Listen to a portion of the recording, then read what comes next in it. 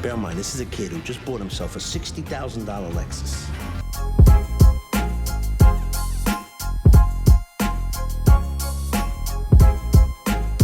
Now that we have power,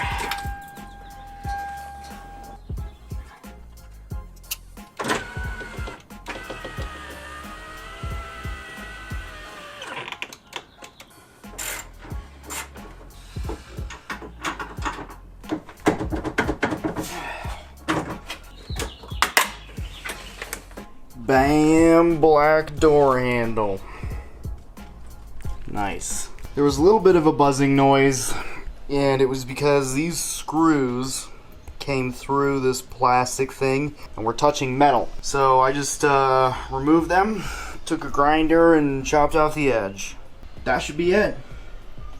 As you can see, there's a crack right there in that corner. And I mean, obviously it was forming. And our new door handle, hopefully, will never do that, thanks to our reinforcement.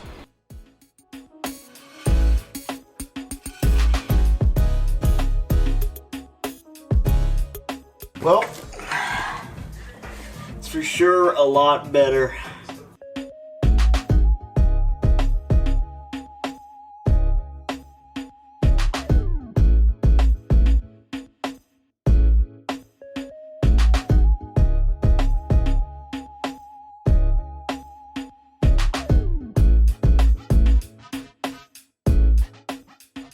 So it is a whole nother day. I have the sub installed and I've been listening to it for a little bit, and it sounds pretty good. It's a little tuned up, it's decent, but I'm at the point where I think everything is working the way it should be, and I'm gonna go ahead and button up all the interior. I'm gonna do that. I'm gonna get the rear seats back in, get the trunk all taken care of, get this little kick panel in, and then we'll be done. It is an 8-inch sub, so it's not going to be like huge amounts of bass, but it's enough to like supplement the bass in the system, opposed to the sub not working at all. So we're now taking a dead speaker, replacing it with a little guy that's pumping out 250 watts. I'm pretty happy with it overall so far. Long story short, all we have left to do is I'm going to put the kick panel in, we're going to clean up the trunk, put the rear seats back in, and I think we're completely done with that aspect. Naturally, we still have the fender off of the vehicle. I am driving without a fender right now. Really not a good idea, safety-wise, and it is illegal. Suspect is a white male adult. IAA has authorized the use of lethal force.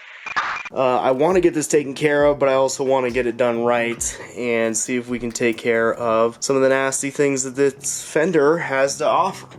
And of course, sorry it's dirty, it has been raining, but we have our door handle, which is now black. It's installed, it's not super flush, it's a little orange peely, good enough to be a functional black door handle.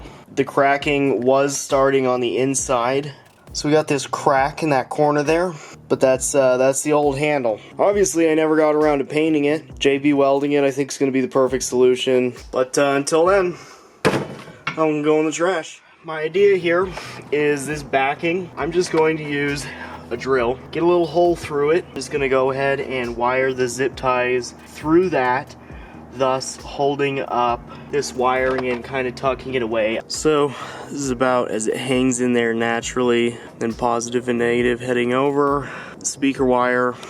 So behind here, I just have it zip tied. Speaker wire is just gonna hang out literally just right there.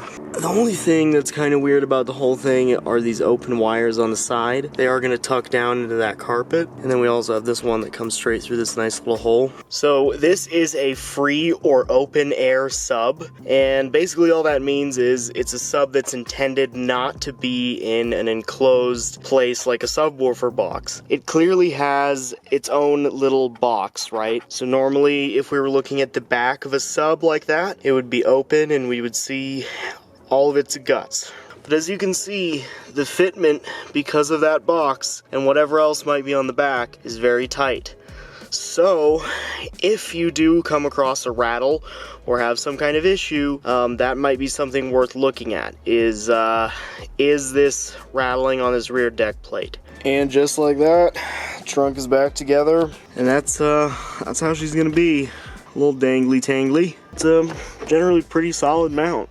I mean, I don't know, I'm pretty happy with it. Good enough. And it does not interfere when I close the trunk. Not too much. Alright, quick final look before the seats go back in. I am going to clean this little area. There it is, just kind of taped, masking tape down so it doesn't rattle against the seat, I guess, against the metal. And then it just simply goes through this little pass-through that is on the Lexus already. That guy. Running through the sill there. It runs through this grommet into the engine bay. So I'm gonna put that little panel back on and get the seats in here, as well as put the cover over this. So yeah, here is the sub finally in here, and hopefully it's going to stay good, nice and bumping. Hopefully we don't have any issues of it touching anything, but I don't think we will. Trunk is complete. Everything's put back together in the trunk. Looks nice and functional. Alright, so what's up? I've been testing it with the interior all put together. Some of that insulation, like the back seats and whatnot, it definitely affects the sound. And when that little box that goes over the stock sub is on, I think that also affects sound. It is buzzing a little bit. There was a piece of foam that's supposed to stick in between these clips, prevent it from vibrating and rattling. It's not there. I thought it might be okay with just one. It's not. It's rattling. So I gotta just get a piece of foam and cut a piece in it. When I was taking all of this apart, ironically, I found a piece of foam on the ground. I was like, oh, well, I'll use it to keep the power wire and the cable from running against each other. Well, guess what that foam piece is? Yeah. Anyway, Fender is still not on, but we are rolling around fully interiored. So the amp is nice and tucked away. Full trunk space with bass. It's all tucked pretty nicely. I'm pretty happy with everything. It does look like a mess over there, but it's fine. So, one of my favorite features, which is something very simple. I've never wired an amp turn on properly. The only time I wired a sub up was on my first car, and we just did a switched power wire directly from the battery. It never had a proper amp turn on, so I would always have to manually turn on my sub. However, with this, it just turns on with my radio. Is my radio not going to turn on?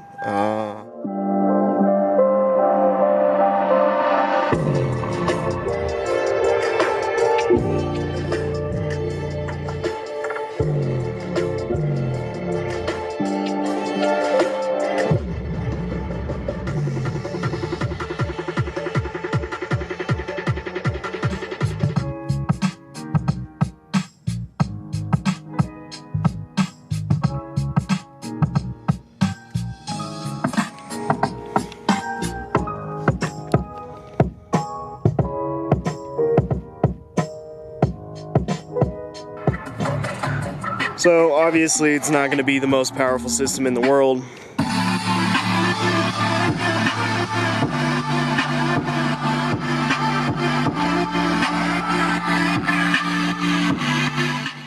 Alright, so really there it is. It's installed.